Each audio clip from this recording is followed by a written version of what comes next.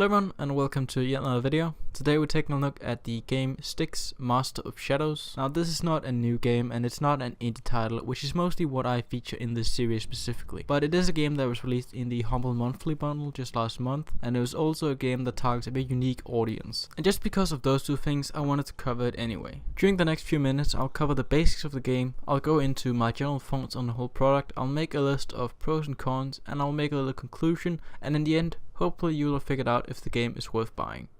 Now without further ado, let's head straight into it.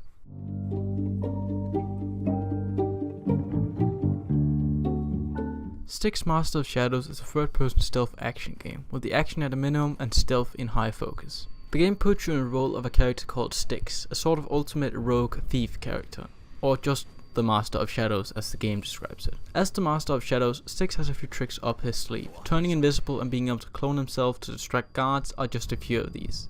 The game is level based and the story takes you to various locations which you will all sneak your way through eventually.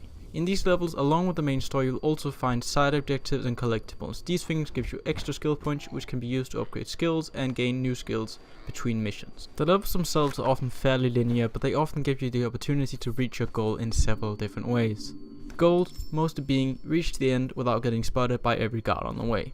While some stealth games rely on the same generic guard throughout the whole campaign, Styx Master of Shadows actually has a lot of different enemy types, to the point that they're still being introduced about 8 hours in the game. There are different strategies for each type of guard, which brings a lot of variety to the gameplay. The game centers around a main campaign which has a story that is interesting, to say the least. I won't spoil the main plot here since it has a few interesting twists and turns, but it basically centers around stealing a magical artifact of incredible value. Now that the basics are covered, let's move into my general thoughts on the whole package.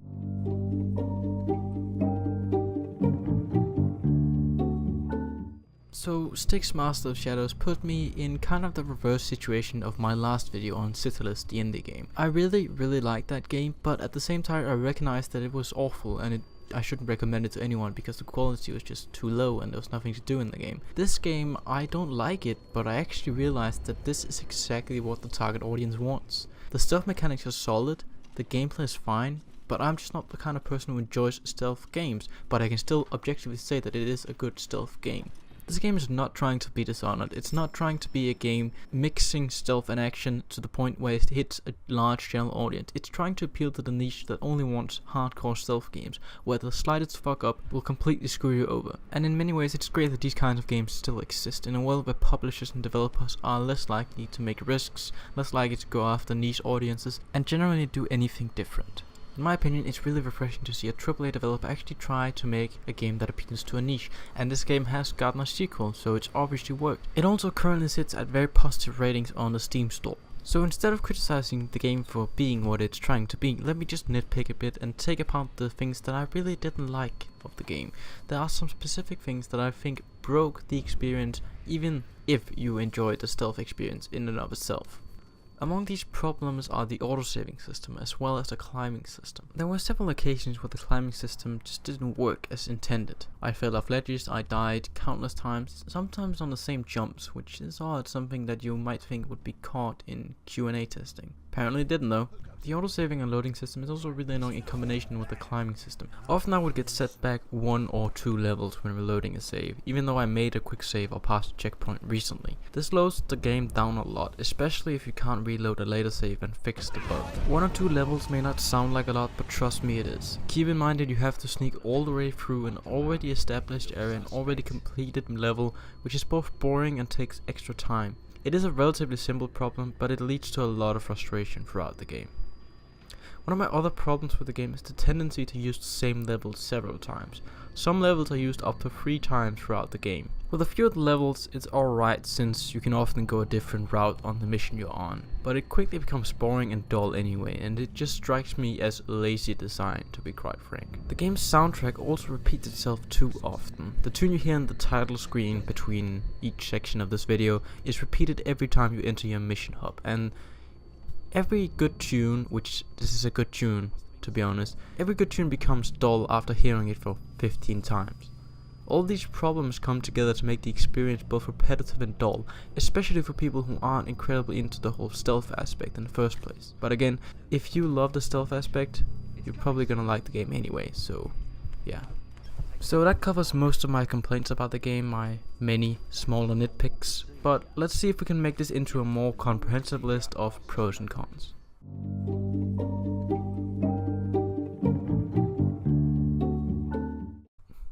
Now let's start a bit positive and talk about the pros of this game. As I mentioned before, the stealth mechanics are very solid and you never feel like you lack any significant feature in your tool belt. The individual levels of this game are very well designed and the stealth gameplay flows through them at an acceptable difficulty level. You'll also fairly often encounter different enemies that keep you on your toes and keep the gameplay from growing stale. This adds to the variety and yeah, it's just good all around. Styx also is a very lengthy title to finish, so you'll definitely get your money's worth in the about 10 hours of the campaign. Other than that, it's just a solid title overall. Let's move on to the cons of this game. Let's start out with one very important one.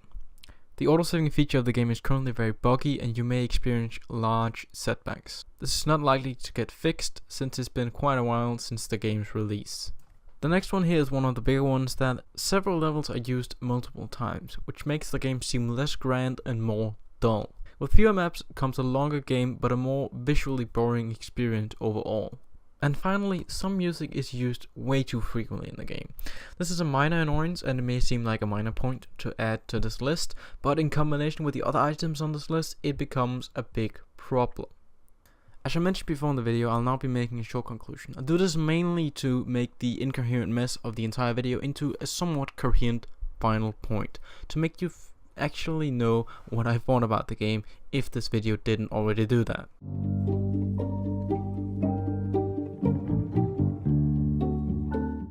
In the end, did I enjoy my time with Styx Master of Shadows? Well, it's hard to say. On one hand, it was an interesting peek inside a genre that I rarely traverse.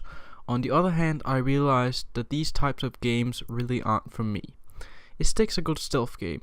Yes, it is. Does it have problems that hold it back from being enjoyable to me? Yes, it definitely does. Is it well worth the money if you think this kind of thing is even remotely for you? Yes, it absolutely is. For anyone else, I really can't recommend it. Now that about wraps up this video. I hope you enjoyed it. It did take a long time to create. And if you did enjoy it, please leave a like. And if you really loved it, I also have a subscribe button. Hope to see you all in the next video. Bye.